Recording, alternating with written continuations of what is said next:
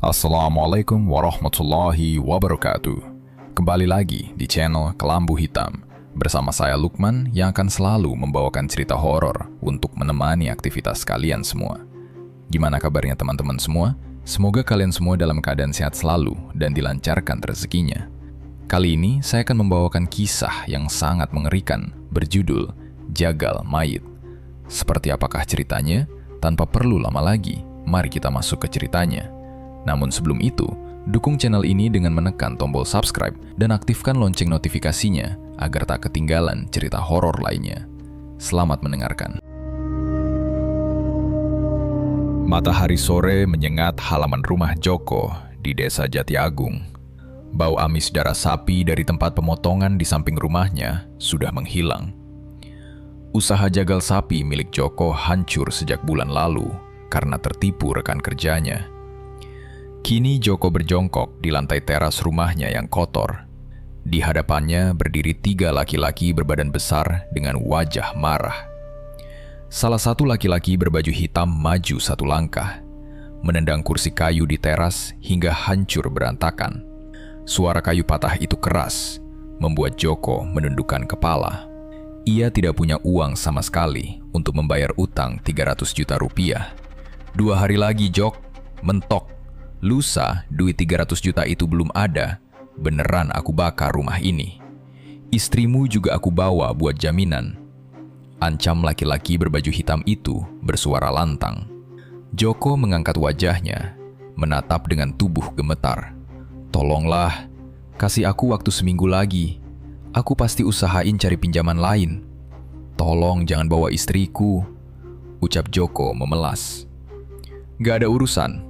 Pokoknya lusa, uang itu harus ada di meja ini. Balas laki-laki itu tajam. Ketiga penagih utang membalikan badan dan keluar pekarangan. Joko menoleh pelan ke pagar bambu di sisi kiri.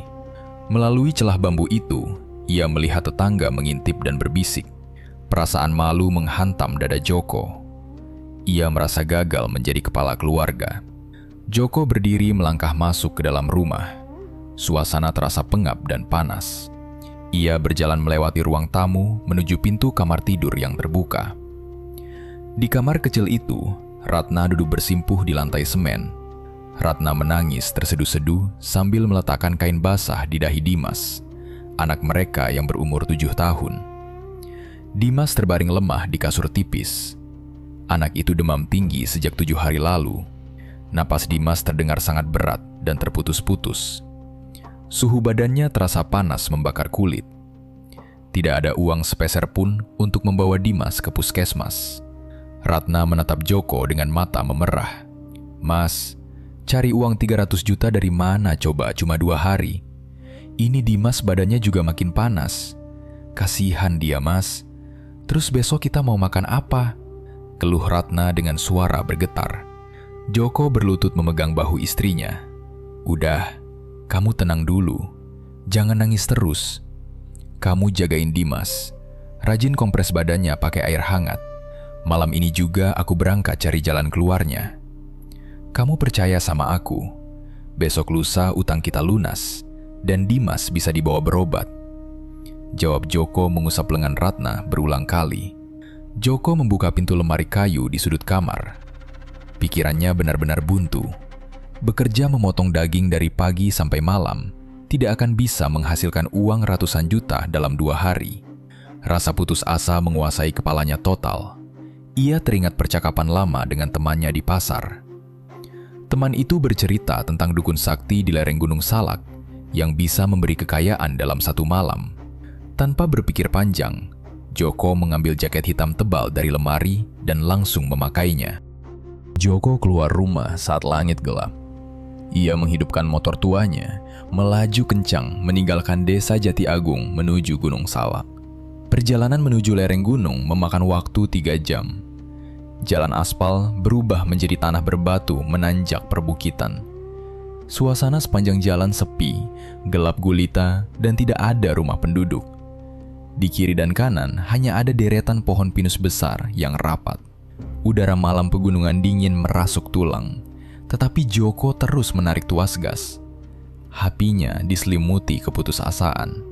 Setelah berkendara menembus hutan, Joko tiba di depan rumah kayu kecil. Rumah itu terpencil di tengah pepohonan. Tanpa aliran listrik, hanya cahaya kuning dari lampu minyak tanah menyala dari celah jendela. Joko mematikan mesin motor, turun, dan mendekati pintu depan. Bau asap kemenyan tajam menyengat tercium di pintu kayu itu. Tangan Joko baru mau mengetuk pintu, tetapi suara serak dari dalam menghentikannya. "Masuk aja, pintunya nggak dikunci dari dalam," ucap laki-laki tua pelan. Joko memutar gagang pintu dan melangkah masuk ke ruangan berlantai tanah padat. Di bagian tengah, duduk laki-laki tua renta memakai baju hitam lusuh. Laki-laki itu adalah Mbah Darmo, dukun penganut pesugihan Jaran Penoleh. Di depan tempat Mbah Darmo duduk, terdapat mangkuk tanah liat besar berisi bara api menyala. Mbah Darmo menatap Joko langsung. Tatapan matanya tajam, membuat napas Joko tertahan takut. "Duduk sini, pas di depan bara api ini," perintah Mbah Darmo menunjuk tikar pandan tua yang robek di bagian ujung. Joko duduk bersila di atas tikar pandan itu. Bau kemenyan di dalam ruangan sempit ini terasa semakin padat. "Aku tahu kamu datang jauh-jauh malam ini karena lagi kepepet butuh uang banyak. Apa yang kamu minta dari aku sekarang?" tanya Mbah Darmo. "Iya Mbah, aku benar-benar bingung. Utangku 300 juta dan lusa pagi harus lunas ke orang yang mau bakar rumahku. Aku minta kekayaan cepat Mbah. Tolong bantu aku. Sama satu lagi, aku minta ilmu kebal senjata tajam biar orang yang nagih utang gak bisa ngelukain aku," jawab Joko penuh harap. Mbah Darmo terdiam lama. Tangannya mengambil serbuk kemenyan dari kantong kain kecil merah. Ia menaburkan serbuk kemenyan itu ke mangkuk tanah liat di depannya. Asap putih mengepul naik, memisahkan wajah Joko dan Mbah Darmo. Mbah Darmo menarik sudut bibirnya, memperlihatkan barisan giginya yang hitam kotor. "Bikin kamu kaya cepat sama kebal pisau itu gampang buat pesugihan Jaran Penoleh. Utang 300 juta pasti lunas besok. Tapi kamu ingat baik-baik, syarat pesugihan ini berat sekali. Kalau kamu melanggar aturan, nyawamu sendiri dan keluargamu yang bakal diambil sama makhluk yang kasih kamu uang itu," ucap Mbah Darmo. Joko mencondongkan badannya ke depan. "Apa syaratnya Mbah? Kasih tahu aku. Aku sanggup kerjakan semuanya asalkan dapat uang malam ini. Syarat pertama, kamu berangkat malam ini ke kuburan. Kamu bongkar makam anak perawan yang mati di hari Selasa Kliwon. Buka kain kafannya, terus kamu gigit dan putus tali pocong bagian atas kepalanya pakai mulutmu sendiri," jelas Mbah Darmo. Ruangan itu tiba-tiba terasa makin dingin. Mbah Darmo menatap wajah Joko lekat. "Syarat kedua, tiap malam Jumat Kliwon setiap bulan, kamu wajib bunuh satu orang manusia hidup. Ambil darahnya buat diminum sama sosok gaib siluman kuda raksasa yang kasih uang itu." Joko melebarkan mata. Mbah Darmo melanjutkan perkataannya pelan. "Satu hal lagi, orang yang kamu bunuh itu, jasadnya tidak boleh dikubur ke dalam tanah. Biarkan di atas tanah. Arwah dari mayat tumbal itu bakal dikurung dan dipaksa jadi penjaga hartamu selamanya." Joko duduk membeku di atas tikar pandan setelah mendengar syarat gila tersebut. Badannya mengeluarkan keringat dingin membasahi kaos di balik jaket hitam. Joko menarik nafas panjang, menatap lurus Mbah Darmo yang duduk di seberang tungku api. "Aku terima semua syarat pesugihan gila ini Mbah. Tolong ajari aku cara pastinya sekarang juga," ucap Joko tegas. Mbah Darmo tersenyum kotor. "Pilihan yang sangat tepat. Utang 300 jutamu pasti langsung lunas besok. Dengar petunjukku baik-baik. Bawa botol kecil minyak misik ini dan bungkusan kemenyan Jawa. Kalau suatu saat ada perawan yang mati tepat di hari Selasa Kliwon, datangi kuburannya jam 1 dini hari pas hujan turun. Oleskan minyaknya ke lenganmu buat menutupi bau manusia. Setelah itu, bakar kemenyannya persis di samping batu nisan," jelas dukun tua itu. "Hafalkan bacaan mantra sungsang ini. Baca berulang tanpa henti selama menggali tanah kuburnya. Bagian paling wajib diingat, nunduk perlahan, lalu gigit tali pocong bagian kepalanya sampai putus pakai mulutmu sendiri. Jangan pakai tangan untuk menarik kain itu. Peringat Mbah Darmo menatap tajam. Paham, Mbah? Talinya nanti langsung aku bawa lari pulang ke rumah atau bagaimana? Tanya Joko dengan suara parau. Benar, bawa pulang tali perawan itu. Jangan tutup tanah kuburannya lagi. Biarkan tanah berantakan dan liang mayatnya terbuka. Tali kafan yang putus adalah tanda nyata kalau perjanjian pesugihan darah disetujui sosok gaib, jawab Mbah Darmo. Joko mengangguk setuju memasukkan botol dan daun pisang pemberian dukun tua ke dalam saku. Setelah belajar mengucapkan mantra Jawa Sungsang hingga hafal di luar kepala, Joko berpamitan. Ia memacu cepat sepeda motor tuanya menembus dinginnya udara malam hutan. Beberapa minggu kemudian, kesempatan kelam yang terus ditunggu itu akhirnya datang. Joko mendengar kabar duka dari pasar desa sebelah.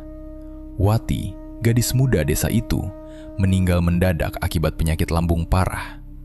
Jantung Joko seketika berdegup kencang karena hari kematiannya jatuh tepat pada Selasa Kliwon. Warga desa setempat menguburkan jenazah Wati pada sore harinya sebelum matahari terbenam. Joko lekas pulang ke rumah menyiapkan cangkul besi berkarat miliknya.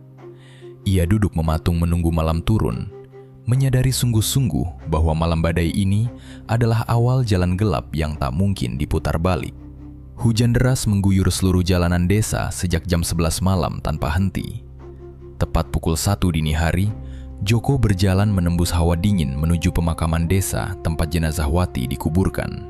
Suasana lingkungan malam itu sangat pekat, sunyi, dan tak ada satu orang pun berani melangkah keluar rumah karena cuaca dingin. Memakai jas hujan plastik menutupi jaketnya, Joko melangkah hati-hati menghindari kubangan lumpur licin. Di bagian batas paling belakang pemakaman, ia menemukan gundukan tanah merah yang usianya masih hitungan jam. Di atas tanah sudah tertancap nisan kayu bertuliskan nama asli Wati. Joko berjongkok di sebelah nisan basah tersebut. Ia merogoh saku bawah jaket, mengeluarkan botol minyak misik pemberian Mbah Darmo. Bau minyak tajam langsung menusuk hidung, melenyapkan aroma tanah kuburan. Joko menuangkan isi botol perlahan ke telapak tangan, mengusapkannya rata menutupi kulit lengan hingga ujung siku. Bau menyengat ini wajib dipakai agar sosok gaib penunggu makam tak menyadari datangnya tubuh manusia. Usai menaruh alas daun pisang kering, ia membakar bongkahan kemenyan hitam memakai sisa korek api, melindunginya kuat agar tak padam terkena air hujan. Begitu asap putih kemenyan muncul membumbung, bibir Joko segera bergerak merapal pelan mantra sungsang. Ia membacanya dari akhir kalimat menuju kata awal tanpa jeda dan tak ada yang salah sebut. Mulutnya merapal doa hitam, sementara badannya berdiri mengangkat gagang cangkul. Joko mengayunkan besi cangkul sekuat tenaga ke pusat makam. Guyuran air lebat membuat tanah basah berubah cepat menjadi lumpur lengket yang luar biasa berat ketika diangkat. Joko terus membuang gumpalan lumpur tanpa henti. Napasnya terengah-engah dan memburu beradu rintik hujan yang menghantam jas hujan tipisnya. Saat galian lubang mencapai kedalaman perut orang dewasa, ujung cangkul membentur permukaan keras. Terdengar jelas bunyi ketukan papan kayu yang beradu gesekan alat besi. Joko melempar cangkul panjang ke pinggir makam agar menyingkir. Sesuai peringatan mutlaknya, ia tidak diizinkan menggunakan alat apapun di tahap terakhir ini. Joko berlutut di lumpur dasar lubang sempit yang mulai dipenuhi warna air kotor genangan hujan. 10 jari tangannya memaksa masuk, mencengkeram kuat ujung pinggiran papan kayu. Memakai segenap sisa tenaga, Joko menarik papan penutup jenazah itu sekeras mungkin hingga terlepas jatuh. Napas Joko terhenti sesaat ketika melihat gulungan kain kafan putih sangat kotor berbaring diam. Aroma tanah liat basah dan kapur barus menyeruak bertabrakan. Memakai jarinya yang bergetar hebat, ia memberanikan diri membuka kain wajah jenazah Wati. Wajah pucat biru itu menatap kosong ke atas. Kulit wajah mayat tersebut dingin membeku terkena rintik hujan dari langit gelap. Jantung Joko berdetak seolah akan meledak saat ini juga. Mengingat syarat terakhir, ia menurunkan kepala. Mulut pria itu bergetar tiada henti. Ia membuka rahang giginya lebar-lebar, menancapkannya tepat pada simpul pengikat tali pocong. Rasa tanah kotor merangsek ke mulut Joko. Ia menggigit tali kain jenazah amat kencang sekuat sisa tenaga, lalu mengangkat paksa tarikan kepalanya dengan satu gerakan keras. Bunyi kain sobek terdengar sesaat sebelum ikatan pocong perawan itu benar-benar putus terlepas. Bertepatan dengan kejadian itu, terdengar suara ringkikan nyaring memecah derasnya hujan. Suara berat dari arah ujung pemakaman tak terdengar seperti hewan biasa. Itu merupakan siluman kuda raksasa, penanda bahwa janji darah hitam mutlak terjalin malam ini. Seluruh bulu kuduk di badan Joko meremang kaku. Joko lekas memegang tali basah kotor itu dan memasukkannya ke dalam dasar saku celana. Tanpa berpikir lagi, tubuhnya merangkak naik keluar memanjat licinnya liang lahat. Saat memijak rumput basah, pria itu langsung berlari memunggungi makam tanpa memedulikan pakaiannya. Ia patuh membiarkan liang lahat gadis itu terbuka lebar ditelan air kotor. Ia terus berlari melewati jalan desa sepi. Tangan kanannya meremas saku, merasakan tali pembawa kutukan tersebut. Sesampainya di rumah, Joko menyimpan tali kotor itu di dalam peti kayu kecil di bawah kolong tempat tidur. Malam itu, ia tidak bisa tidur, memikirkan ancaman lintah darat lusa pagi. Namun, ketakutannya perlahan menghilang saat keesokan harinya ada seorang tengkulak besar memborong semua sisa dagingnya dengan harga mahal. Uang hasil jualan itu langsung ia pakai membayar lunas utang 300 juta rupiah ke penagih utang. Nyawa keluarganya selamat berkat campur tangan gaib malam itu.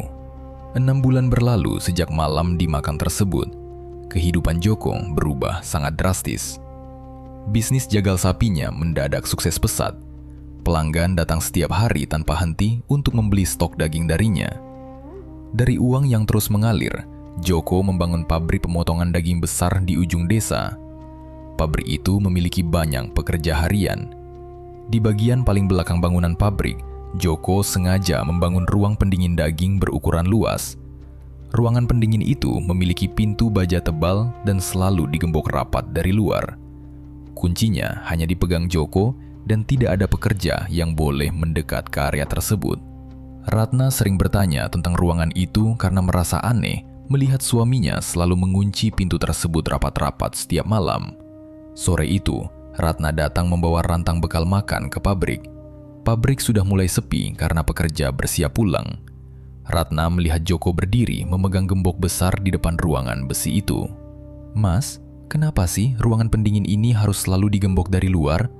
Kasihan pekerja kalau besok mau ambil daging jadi susah. Biarkan saja tidak dikunci. Toh tidak ada maling yang mau mencuri daging beku," tegur Ratna sambil memberikan rantang makanan ke tangan suaminya. Joko mengambil rantang itu dan menatap Ratna. "Kamu tidak usah ikut campur urusan pabrik. Ruangan ini khusus untuk menyimpan pesanan pelanggan penting. Dagingnya mahal. Kalau tidak digembok, nanti ada pekerja nakal mencuri dagingnya. Kamu pulang saja, urus Dimas di rumah. Malam ini aku lembur, ada pembukuan." "Ya sudah, kalau katamu begitu. Tapi jangan pulang terlalu malam terus. Akhir-akhir ini kamu kelihatan capek dan sering mengurung diri di pabrik. Aku pamit pulang dulu," ucap Ratna. "Iya, kamu hati-hati di jalan. Ingat pesanku, jangan pernah masuk ke ruangan ini tanpa aku," balas Joko memperingatkan istrinya dengan wajah serius. Setelah Ratna pergi, Joko memastikan seluruh area pabrik benar-benar kosong dari aktivitas. Ia berjalan mengunci gerbang utama pabrik dari dalam. Malam ini adalah malam Jumat Kliwon. Sudah waktunya Joko menjalankan syarat tumbal nyawa manusia dari dukun Gunung Salak tersebut. Selama 6 bulan terakhir, ia rutin memberikan sesajen darah segar. Awalnya, ia menculik orang kurang waras dari jalanan pasar. Namun malam ini, sasarannya adalah salah satu buruh kasarnya sendiri yang memohon izin untuk tidur di gudang belakang pabrik karena tidak punya uang bayar sewa kamar. Nama buruh itu Yanto. Joko mengambil seutas tali tambang tebal dan mangkuk kuningan dari dalam lemari kerjanya. Ia berjalan mengendap-endap mendekati gudang belakang tempat Yanto beristirahat malam itu. Joko membuka pintu gudang perlahan. Yanto sedang duduk di lantai merapikan pakaian kotornya. Mendengar suara pintu terbuka, buruh itu langsung menoleh ke belakang dan lekas berdiri. "Pak Joko, maaf Pak, saya belum tidur. Bapak butuh bantuan buat angkat barang lagi malam ini?" tanya Yanto sopan. "Tidak usah, kamu duduk saja di situ. Aku cuma mau periksa stok karung di belakangmu itu. Katanya ada karung yang bolong dimakan tikus besar," jawab Joko berjalan santai ke arah punggung Yanto. "Oh, karung yang sebelah ini ya Pak. Sebentar, saya bantu cek ujung bawahnya," ucap Yanto sambil menunduk dan membelakangi badan bosnya. Begitu Yanto menunduk, Joko langsung mengalungkan tali tambang tebal itu ke leher pekerjanya dari arah belakang.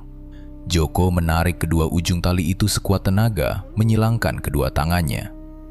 Yanto tersentak kaget. Tubuhnya meronta keras memukul lantai semen berulang kali. Tangannya berusaha keras menarik tali yang menjerat lehernya, tetapi tenaga Joko jauh lebih kuat karena sudah dirasuki niat kejam membunuh. Yanto tidak bisa berteriak sama sekali. Suara napasnya terputus paksa di tenggorokan. Matanya melotot menahan sakit. Joko terus menahan tarikan tali itu tanpa ampun sampai tubuh buruh itu lemas dan akhirnya berhenti bergerak.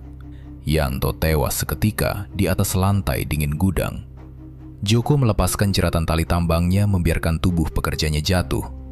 Ia menarik napas panjang, mengambil mangkuk kuningan yang tadi ia letakkan di lantai. Ia menaruh mangkuk itu tepat di bawah leher jenazah Yanto. Joko mengeluarkan pisau pemotong daging yang sangat tajam dari balik pinggangnya. Tanpa rasa ragu sedikit pun, Joko menyayat leher depan Yanto dalam satu tarikan kuat yang dalam. Darah segar berwarna gelap langsung mengalir keluar dari sayatan memanjang itu, masuk menetes deras ke dalam mangkuk. Bau amis darah manusia mulai memenuhi udara pengap di dalam gudang kecil tersebut. Joko membiarkan darah itu menetes jatuh sampai mangkuk kuningannya terisi penuh. Tangan Joko sedikit bergetar melihat genangan merah pekat itu, tetapi ia paham betul batas waktunya. Sesajen ini sangat ditunggu oleh sang penjaga hartanya. Joko mengangkat mangkuk penuh darah itu memakai kedua telapak tangannya. Ia berjalan berhati-hati menuju sebuah sudut pabrik paling gelap yang tak tersentuh cahaya lampu mati. Begitu kakinya berhenti, udara di sekitarnya mendadak berubah sangat dingin seperti bongkahan es. Bau kemenyan hangus yang sangat tajam langsung menyengat masuk ke hidung Joko. Di dalam batas kegelapan pekat itu, muncul perlahan bayangan hitam berukuran sangat besar melebihi atap. Bayangan itu berbentuk sosok siluman kuda raksasa, bertubuh otot manusia dengan kedua mata merah menyala terang. Sosok gaib itu menatap badan Joko tajam, lalu mengeluarkan dengusan uap kasar. Joko segera menundukkan kepalanya dalam-dalam, meletakkan mangkuk berisi darah Yanto di atas lantai beton. Bayangan siluman kuda itu merunduk mendekati mangkuk tersebut. Terdengar jelas suara seruputan menjijikkan saat sosok tersebut meminum habis seluruh darah manusia di dalam mangkuk kuningan sampai tak tersisa setetes air pun. Setelah wujud sosok gaib itu memudar perlahan menghilang ke sudut gelap, Joko kembali melangkah ke gudang belakang. Jasad tumbal Yanto malam ini tidak boleh dikuburkan ke tanah pemakaman. Joko mencengkram dan menyeret kedua pergelangan kaki jenazah tersebut melewati kerasnya lantai pabrik menuju arah ruang pendingin baja. Ia membuka putaran gembok besar dan menarik paksa pintu tebal itu. Hawa dingin luar biasa menerpa langsung membasuh wajah Joko berembun. Di dalam ruangan kedap udara itu, sudah ada belasan mayat manusia yang membeku sangat kaku dengan wajah membiru. Joko menusukkan ujung besi kail daging sapi yang runcing, tepat menembus tulang bahu Yanto. Joko mengangkat beban mati itu, lalu menggantung jasad pekerjanya berjejer rapat di antara barisan mayat tumbal lainnya. Joko berdiri terpaku sendirian di tengah ruangan dingin itu. Ia menatap lekat barisan deretan wajah kaku orang-orang malang yang telah ia habisi nyawanya. 2 bulan berlalu sejak malam tersebut.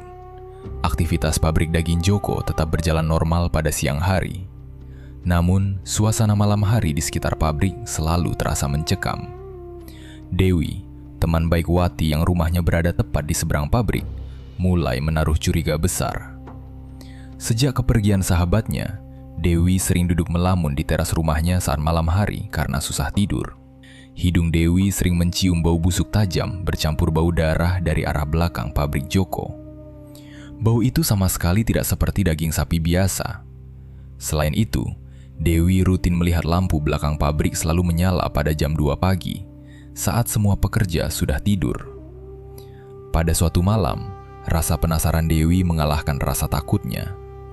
Ia bersembunyi di balik jendela kamarnya yang gelap, sambil mengawasi gerbang besi belakang pabrik yang terbuka sedikit. Mata Dewi menyipit tajam saat melihat bayangan Joko keluar dari sebuah mobil bak terbuka yang diparkir diam-diam di samping tembok pabrik. Joko tidak sendirian. Pria itu menarik sesuatu yang sangat berat dari bak mobil hingga benda itu jatuh berdebum ke tanah. Benda itu terbungkus terpal kotor. Saat ujung terpal tersingkap tertiup angin, Dewi menutup rapat mulutnya menahan napas. Ia melihat sepasang kaki manusia memakai celana compang-camping menjuntai ke tanah. Itu adalah tubuh seorang laki-laki gelandangan dari pasar yang sudah tidak bernyawa. Joko langsung menarik kaki jenazah itu menuju pintu belakang pabrik. Jantung Dewi berdebar sangat kencang.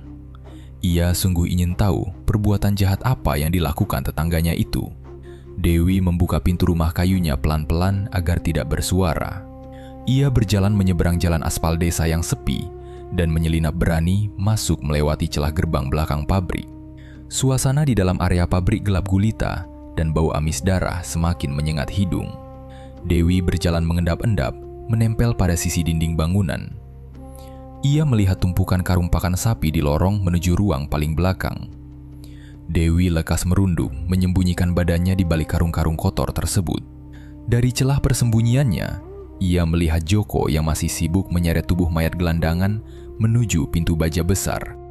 Dewi mencondongkan badan untuk melihat jelas. Kakinya bergeser mundur selangkah mencari pijakan di atas lantai. Tanpa disangka, telapak kaki Dewi tidak sengaja menginjak sebuah ranting kayu kering yang tertinggal di lantai semen kotor. Bunyi patahan ranting itu terdengar sangat keras, memecah kesunyian malam di dalam pabrik. Joko langsung berhenti melangkah. Pria itu melepaskan kaki jenazah yang sedang ia seret. Joko menoleh sangat cepat ke arah tumpukan karung tempat Dewi bersembunyi. Wajah Dewi pucat pasi seketika. Ia langsung membalikan badan dan berlari kencang tanpa menoleh lagi menuju gerbang belakang pabrik. Mengetahui ada orang yang berani mengintip, Joko membuang gembok di tangannya dan berlari mengejar bayangan itu. Tenaga Joko jauh lebih kuat dan langkah kakinya sangat panjang. Sebelum Dewi berhasil mencapai pintu gerbang, Joko sudah berhasil menyusul tubuhnya. Tangan Joko menjulur kasar dari belakang dan menangkap leher Dewi sangat kuat. Tubuh Dewi terpelanting menabrak lantai semen. "Lepaskan aku! Kamu mau bunuh aku juga kan? Aku lihat semua perbuatanmu di belakang tadi, Jok. Kamu bawa mayat orang mati!" teriak Dewi sambil menangis sangat ketakutan. Ia merontak keras, berusaha melepaskan cengkeraman jari Joko di lehernya. "Kamu benar-benar salah pilih tempat buat main sembunyi malam ini, Wi. Kenapa kamu harus repot ikut campur urusanku? Kamu sama saja cari mati datang ke gudang ini," balas Joko dengan napas memburu. Matanya melotot tajam menatap wajah Dewi. "Tolong lepaskan aku, Jok. Aku mohon sama kamu. Aku janji sumpah tidak akan bilang kejadian ini ke siapa-siapa.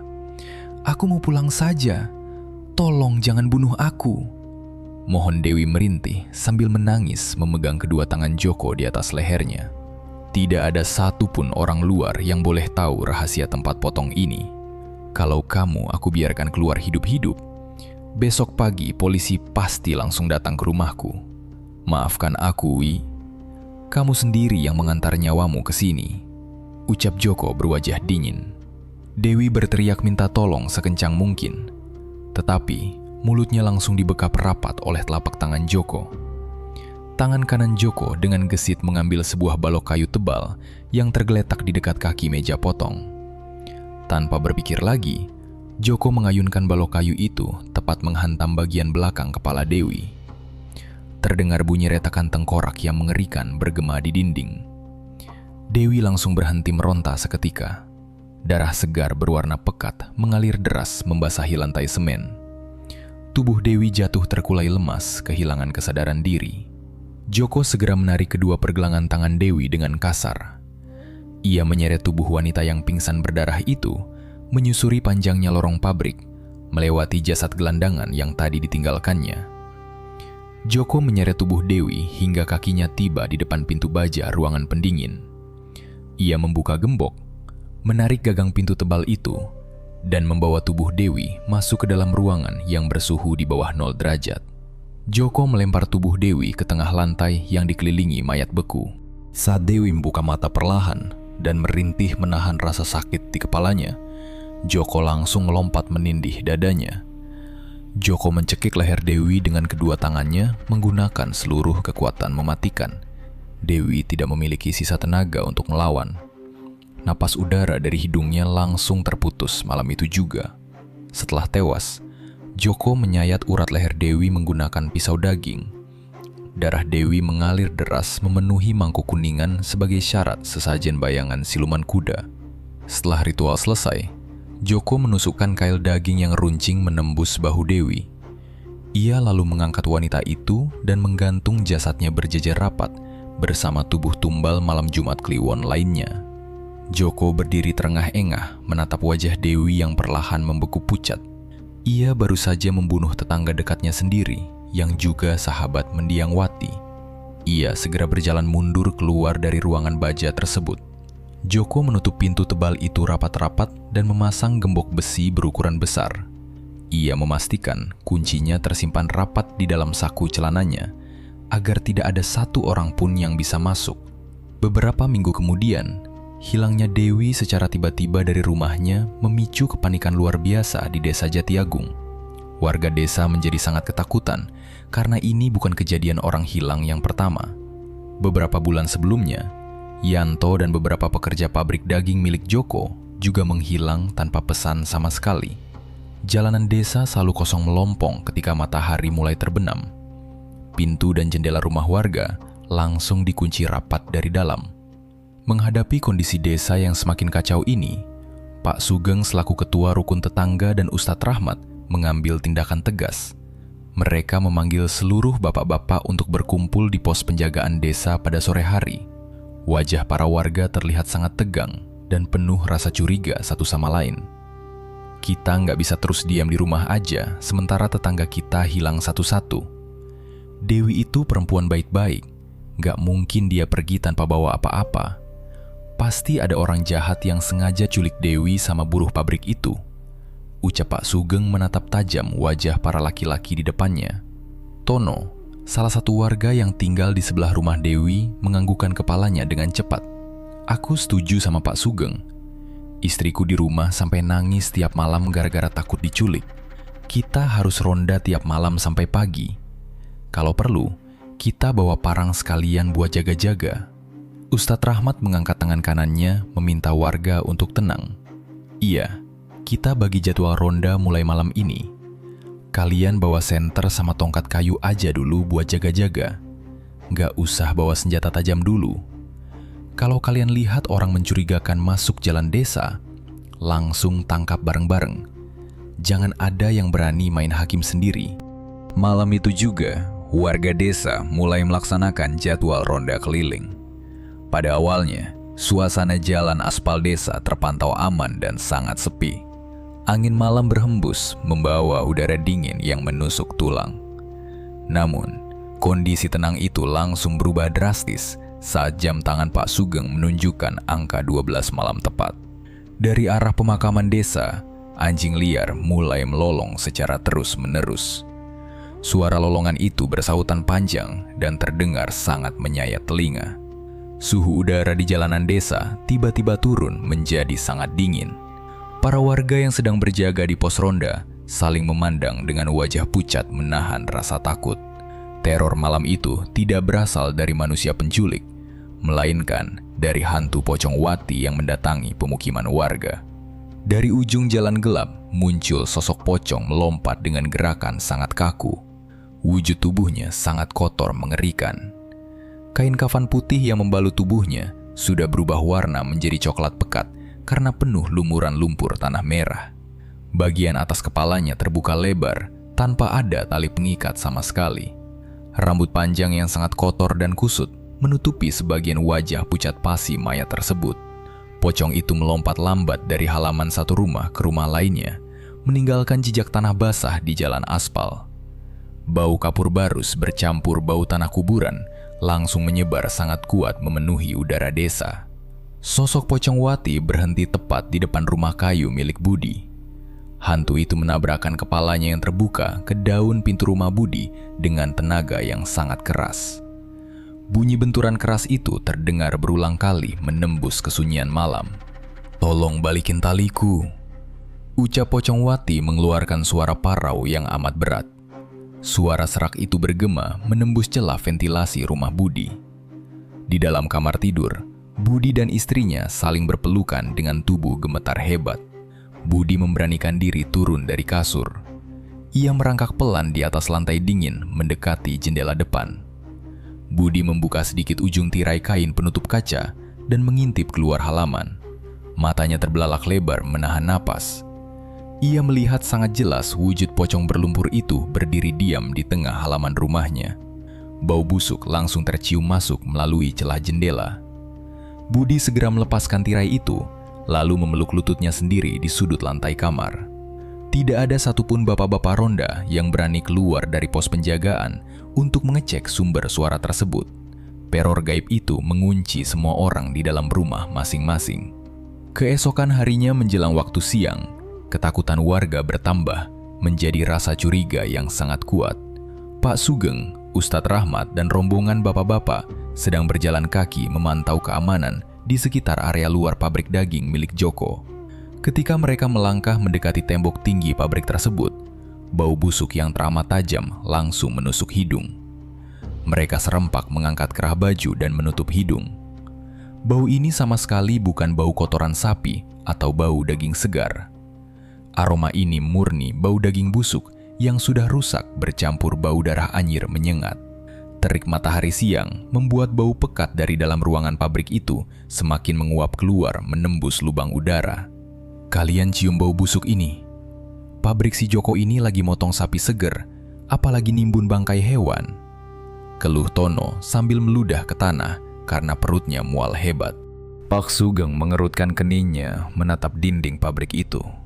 "Kamu bener, Ton. Kalian coba pikirin baik-baik. Sejak Joko mendadak kaya raya punya pabrik gede ini, Dewi sama beberapa pekerja pabrik tiba-tiba hilang. Bau busuk mayat dari arah pabrik ini juga makin hari makin nyengat. Aku yakin banget ada yang disembunyiin Joko di gudang terkuncinya itu." Ustadz Rahmat menepuk lengan Pak Sugeng pelan. "Kita nggak boleh asal nuduh warga tanpa bukti yang jelas. Tapi kecurigaanmu masuk akal, Sugeng. Besok pas malam Jumat, kita kumpulin semua warga laki-laki yang banyak. Kita periksa langsung ke dalam bangunan pabrik Joko bareng-bareng." Di balik dinding beton yang keras itu, Joko berdiri mematung. Telinganya menempel rapat ke tembok mendengarkan seluruh percakapan Pak Sugeng dan warga. Ia segera keluar lewat pintu samping, berjalan cepat pulang ke rumah. Sesampainya di rumah, Joko melepaskan jaket hitam tebalnya. Ia masuk ke ruang tamu dan melempar jaket itu ke atas kursi kayu. Ia baru duduk bersandar saat Ratna keluar dari kamar membawa baskom air bekas kompres. Wajah Ratna sangat lelah merawat anak sakit dan penuh amarah tertahan. Saat melewati kursi tamu, langkah kaki Ratna terhenti mendadak. Ia menunduk mencium bau jaket suaminya. Bau anyir darah kering menusuk hidungnya. Namun kali ini ada aroma lain yang jauh lebih menyengat dari sekedar darah sapi mentah. Aroma menyerupai bau bangkai tikus mati, daging yang sudah rusak dan membusuk lama. Ratna langsung menutup hidung rapat-rapat memakai tangan kiri. "Mas, kamu ini pulang kerja potong sapi apa pulang dari kuburan? Bau bajumu ini makin hari makin gak wajar," keluh Ratna bernada tinggi. Joko membuka mata, menatap istrinya menahan emosi. Orang kerja potong daging seharian, ya wajar bajunya bau amis. "Jangan cari ribut, aku baru sampai dan butuh istirahat. Ini bukan cuma bau darah sapi, Mas. Ini murni bau daging busuk. Baunya persis bangkai lama. Kamu simpan apa di dalam ruangan pendingin yang selalu digembok itu?" Desak Ratna mulai menangis pelan menahan takut. Tutup mulutmu. Jangan sembarangan kalau ngomong. Kalau warga dengar omongan ngawurmu, pabrik kita bisa langsung ditutup warga. Bentak Joko berdiri menendang meja di depannya. Ratna menundukkan kepala mengusap air mata dengan kasar. Terserah kamu. Mending cepat mandi sana. Terus lihat kondisi anakmu di kamar. Badan Dimas makin parah sakitnya hari ini. Mendengar nama anaknya, jantung Joko berdebar sangat kencang. Ia mengabaikan istrinya dan bergegas melangkah cepat masuk ke kamar utama. Di atas ranjang busa tipis itu, Dimas terbaring sama sekali tidak berdaya. Napas anak laki-laki itu terdengar sangat cepat dan putus-putus menahan sakit parah. Joko mendekat ke tepi ranjang lalu meletakkan punggung tangannya ke dahi Dimas. Suhu badan anak itu terasa sangat panas menyengat. Joko menelan ludah melihat wajah pucat anaknya. Namun hal yang paling membuat aliran darah Joko terasa berhenti adalah saat ia melihat kedua belah lengan anaknya yang keluar dari selimut. Joko perlahan menggulung lengan baju tidur Dimas sampai ke bahu atas. Di sekujur kulit anak itu, terdapat banyak sekali luka memar biru kehitaman besar yang mengerikan. Luka memar gelap itu terlihat menempel kuat. Bentuk lukanya sama sekali bukan memar karena benturan benda keras atau gejala penyakit biasa. Joko membalikkan tubuh Dimas perlahan ke arah samping. Bagian punggung belakang dan kedua betis kaki anak itu juga dipenuhi memar hitam serupa. Kedua tangan Joko bergetar hebat memegang pinggiran ranjang. Ia sangat paham arti luka gaib pada tubuh darah dagingnya hari ini. Bulan ini, Joko terlambat menyerahkan mangkuk kuningan berisi darah manusia karena warga desa terus meronda. Sosok gaib siluman kuda raksasa penunggu gudang merasa sangat kelaparan dan menuntun hak darahnya. Karena tidak ada jasa tumbal orang luar yang diberikan, siluman itu perlahan mulai mengambil nyawa Dimas sebagai ganti bayaran pesugihan. Joko mundur membelakangi ranjang sampai punggungnya menabrak pintu lemari pakaian. Ketakutan paling besar di dalam hidupnya kini ada di depan mata. Makhluk pesugihan itu tidak mengenal kata sabar, apalagi menunda setoran nyawa tumbal. Jika sampai malam nanti Joko gagal memberikan darah segar ke sudut gelap pabrik, nyawa anak tunggalnya benar-benar habis mati. Kepalanya terasa pusing memikirkan cara membawa orang ke gudang tanpa ketahuan puluhan bapak-bapak yang berjaga di luar. Ia terkurung rasa panik luar biasa dan tuntutan kejam makhluk gaib peliharaannya. Ia tidak punya siapapun lagi untuk dikorbankan hari ini. Sementara Joko tenggelam dalam kepanikan di dalam rumah, situasi di jalan luar desa Jati Agung berubah makin memanas. Bau busuk pekat dari arah bangunan pabrik pemotongan daging Joko makin memuakkan penciuman warga tiap angin bertiup kencang. Sabun pembersih lantai dan pewangi ruangan tidak sanggup lagi menutupi aroma tumpukan mayat membusuk dari ruangan pendingin tertutup tersebut. Pak Sugeng benar-benar kehabisan kesabaran. Ia mengambil besi tebal dan menabuh tiang listrik di depan pos penjagaan, berkali-kali memanggil seluruh warga laki-laki berkumpul. Satu persatu, bapak-bapak keluar dari rumah merespons panggilan darurat tersebut, membawa wajah penuh amarah dan rasa curiga yang tidak bisa ditahan lagi. Pak Sugeng berdiri tegap di tengah kerumunan puluhan pria. Kita nggak bisa diam nunggu lebih lama lagi. Bau bangkai ini pasti dari dalam gudang Joko di ujung jalan sana. Buruh pabriknya hilang satu-satu. Dewi juga hilang dari depan rumahnya sendiri. Ini pasti ada hubungannya sama Joko yang selalu nolak buka gembok ruangan pendinginnya. Ucap Pak Sugeng bersuara lantang. Kita datangi pabriknya malam ini juga, Pak Sugeng. Kita paksa Joko buka gembok bajanya atau kita hancurin pintunya bareng-bareng. Aku bawa celurit tajam nih buat jaga-jaga kalau dia berani ngelawan. Sahut Tono mengangkat senjata tajamnya tinggi-tinggi. Semuanya tolong ambil obor bambu sama alat buat lindungin diri masing-masing. Jangan ada yang mukul Joko duluan sebelum kita periksa isi pabriknya. Kita jalan sama-sama ke sana habis isya ini. Perintah Pak Sugeng mengatur barisan warganya. Puluhan obor api menyala terang menerangi jalanan aspal desa. Langkah kaki puluhan laki-laki terdengar serempak berderap memecah kesunyian malam. Mereka berjalan cepat beriringan membawa celurit, potongan bambu panjang, dan parang menuju bangunan pabrik Joko. Di dalam rumah, Joko berdiri menempel di balik tirai jendela ruang tamu. Matanya melotot menatap kerumunan orang yang dipimpin Pak Sugeng sudah berdiri tepat di depan pintu gerbang besinya. Keringat dingin membasahi wajah dan pelipis Joko. Suara teriakan warga menuntut Joko keluar terdengar bersahutan, memecah keheningan malam Jumat Kliwon. Joko membalikan badannya dengan napas memburu.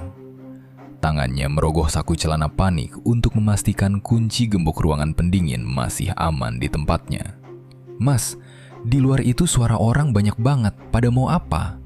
Pak Sugeng sampai teriak bawa obor sama celurit begitu. Mereka mau bakar pabrik daging kita ya?" Tanya Ratna yang baru keluar dari kamar Dimas. Wajah perempuan itu terlihat sangat pucat. "Kamu diam aja di kamar. Kunci pintunya rapat-rapat. Jangan biarin siapa aja masuk ke rumah. Biar urusan orang-orang gila di luar sana aku yang hadapi sendiri," jawab Joko dengan suara bergetar keras. Joko bergegas merapikan jaket hitamnya. Saat Joko kembali menyentip lewat celah jendela, Ratna berdiri diam di belakang suaminya. Pikirannya dipenuhi rasa penasaran yang sudah tidak tertahan lagi. Ia sangat yakin bau busuk yang diprotes warga itu berasal dari dalam ruang pendingin yang selalu dirahasiakan. Saat Joko bergeser mengambil potongan kayu pendek sebagai senjata, sebuah kunci gembok besar terjatuh dari saku celana Joko ke atas karpet lantai. Joko sama sekali tidak menyadari hal tersebut karena terus menatap gerak-gerik warga. Ratna menunduk dan mengambil kunci tebal itu. Tanpa sepatah kata pun, Ratna berjalan mundur menjauhi Joko, lalu berbalik dan berlari keluar lewat pintu belakang rumah yang terhubung lurus ke bangunan pabrik daging. Di depan rumah, suara hantaman keras mulai terdengar. Warga desa berusaha mendobrak gerbang besi pabrik menggunakan batang bambu dan batu besar. Sementara itu, Ratna berlari melewati lorong gelap pabrik yang sepi. Bau busuk mayat menyergap penciumannya tanpa ampun, membuat perutnya mual dan ingin muntah. Ratna menahan napas kuat mungkin sampai kakinya berdiri tepat di depan pintu baja setebal 10 cm. Tangannya gemetar saat memasukkan anak kunci ke lubang gembok besar itu. Gembok besi terbuka dengan suara klik yang berat. Ratna menarik tuas pintu baja itu menggunakan segenap tenaganya. Hawa dingin bongkahan es menabrak tubuhnya, disusul bau anyir darah beku dan daging bangkai yang sangat memuakkan. Ratna melangkah pelan masuk melewati ambang pintu. Matanya terbelalak menatap pemandangan di tengah ruangan. Lututnya seketika lemas sampai ia hampir jatuh ke lantai es yang licin. Di dalam ruangan bersuhu beku itu, Ratna melihat hal yang sangat mengerikan. Belasan tubuh manusia pucat tergantung kaku berjejer di atas kail daging sapi dari besi tajam. Darah kering kotor menutupi lantai dan pakaian lusuh mereka. Ratna menutup mulut erat-erat memakai telapak tangan saat mengenali salah satu jasad di barisan paling depan. Jasad itu adalah Dewi, tetangga baiknya. Kedua mata Dewi terbuka menatap lurus ke arah Ratna dengan wajah berurat biru. Jeritan histeris pecah dari mulut Ratna, bergema menyayat memantul ke seluruh dinding baja ruang es tersebut. Jeritan panjang Ratna terdengar tajam mencapai ruang tamu. Joko yang baru memutar kenop pintu depan langsung menghentikan langkah kakinya. Aliran darahnya terasa berhenti saat ia meraba saku dan menyadari anak kunci gemboknya hilang. Detik yang sama, suara dentuman keras terdengar dari luar. Gerbang besi utama akhirnya rubuh ditabrak kemarahan puluhan warga desa. Pak Sugeng dan warga lainnya berteriak amarah merangsak masuk membawa obor menyala ke lorong pabrik. Joko tidak punya waktu berpikir panjang. Ia memutar badannya dan berlari sangat kencang menyusul arah istrinya pergi. Joko sampai tepat di depan pintu ruang pendingin baja yang terbuka lebar. Ratna masih mematung di dalam sana, menangis meraung-raung meratapi jasad sahabatnya. Joko langsung melompat masuk ke ruangan berhawa beku itu. Ia menarik gagang pintu baja dari arah dalam dan menutupnya dengan bantingan teramat keras. Ia segera memutar tuas pengunci utama sisi dalam. Pintu baja setebal 10 cm itu kini terkunci rapat secara permanen. Tindakan itu memisahkan mereka dari warga yang sudah mengepung gudang dan mulai memukul pintu baja dari luar. Suara gedoran besi bergemuruh menggetarkan dinding. "Buka pintunya, Joko! Keluar kamu dari situ! Kami semua tahu kamu sengaja simpan mayat di dalam!" teriak Pak Sugeng disusul suara hantaman parang ke dinding luar. Ratna mundur menjauhi suaminya perlahan sampai punggungnya menabrak karung daging beku kotor. Wajahnya pucat pasi, penuh ketakutan. "Kamu bunuh Dewi, Mas. Kamu beneran bunuh semua orang miskin ini. Tega banget kamu lakuin kejahatan ini. Kamu ini masih manusia apa bukan sih, Mas?" jerit Ratna menangis meronta di sudut ruangan es. Joko terus berjalan maju selangkah demi selangkah mendekati istrinya. Wajahnya terlihat datar, memancarkan tatapan mematikan. Ia mengambil pisau besar pemotong daging yang tergeletak di atas meja potong besi. Pisau itu sangat tajam. "Aku lakuin semua ini cuma buat bayar utang keluarga kita. Aku harus kasih darah tiap bulan buat pesugihan siluman kuda Mbah Darmo. Malam ini udah masuk batas akhir waktunya.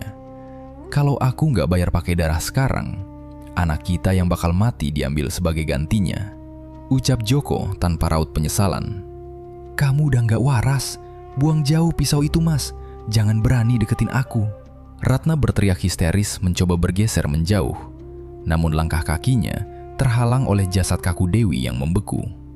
"Warga di luar sana udah ngepung tempat ini. Aku nggak akan bisa lari kemana-mana lagi.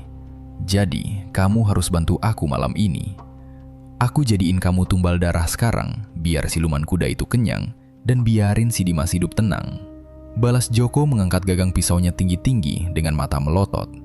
Joko langsung mengayunkan mata pisau mengarah lurus ke pusat perut istrinya yang tersudut tanpa daya. Ratna memejamkan mata rapat-rapat, menjerit menyebut nama anak semata wayangnya. Ratna merangkak mundur ketakutan, meringkuk pasrah di sudut lantai es yang licin sambil menangis gemetar. "Tolong aku, Mas. Ingat Dimas di rumah lagi sakit keras. Dia butuh ayahnya. Jangan bunuh aku di ruangan mengerikan ini, Mas." Ratap Ratna bersuara parau memohon belas kasihan di tengah kegelapan. "Kamu diam di situ. Aku harus ambil darahmu sekarang juga. Siluman kuda itu bisa bunuh anak kita kalau malam ini nggak ada tumbal nyawa hidup. Kamu harus ikhlas mati buat keluarga kita." Balas Joko berteriak kalap mengayunkan pisaunya secara asal. Terdengar suara hantaman keras tidak wajar menghantam sisi depan pintu baja. Benturan itu sama sekali bukan berasal dari pukulan parang atau tongkak bambu milik rombongan warga desa. Itu adalah tubrukan gaib luar biasa besar. Pintu baja setebal 10 cm itu langsung penyok ke arah dalam pada pukulan pertama. Joko menjatuhkan pisaunya, menatap arah pintu dengan tubuh bergetar hebat. Pada pukulan kedua, engsel besi tebal yang tertanam di dinding beton langsung hancur berantakan.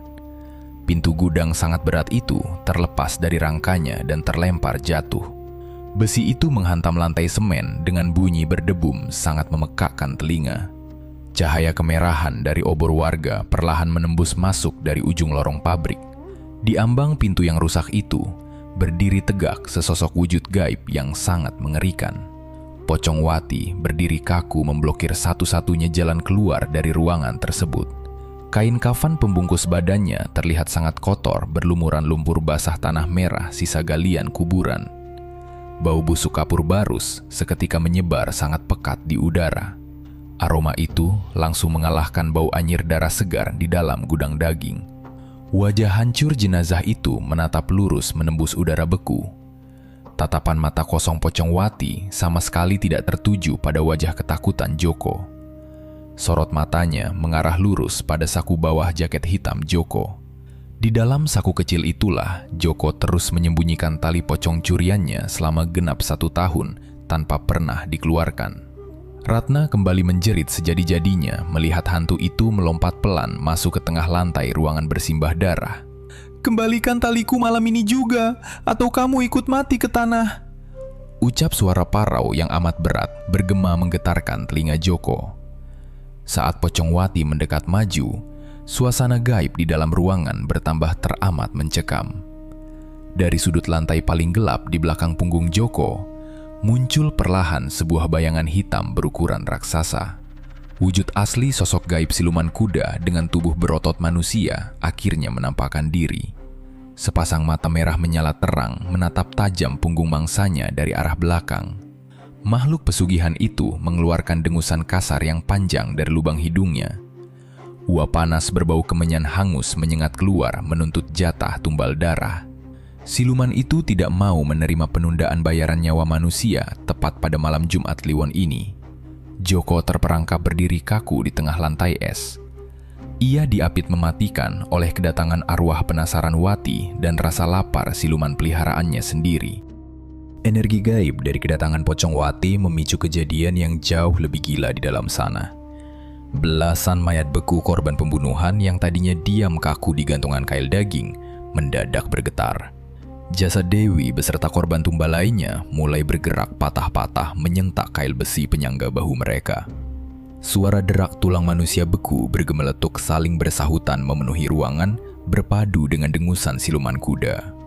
Joko mundur perlahan berniat berlari keluar ruangan, tetapi sepotong tali kain kafan berlumur tanah melayang. Tali itu keluar meluncur dengan sendirinya dari dalam saku jaket hitam Joko. Benda kotor itu melesat secepat kilat langsung melilit leher Joko dari belakang. Tarikan gaib tali itu sangat kuat menyumbat saluran batang tenggorokan Joko. Pria itu jatuh berlutut tersungkur menabrak lantai es yang sangat dingin. Kedua tangannya menggaruk leher sendiri, berusaha melepaskan jeratan kain mematikan tersebut. "Tolong lepaskan leherku. Ratna, tolong bantu tarik tali kain ini dari leherku." Teriak Joko tercekik kehabisan udara. Ratna tidak memendulikan teriakan minta tolong suaminya yang meregang nyawa.